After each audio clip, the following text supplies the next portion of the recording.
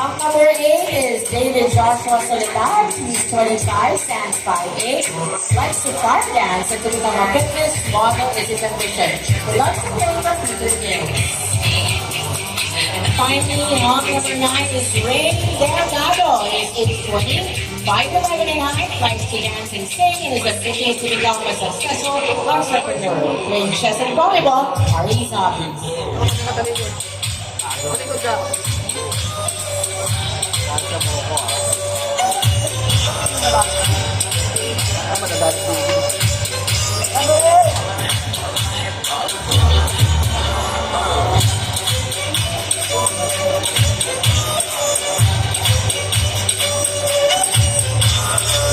Ladies and gentlemen, our Hawks 8 and 9.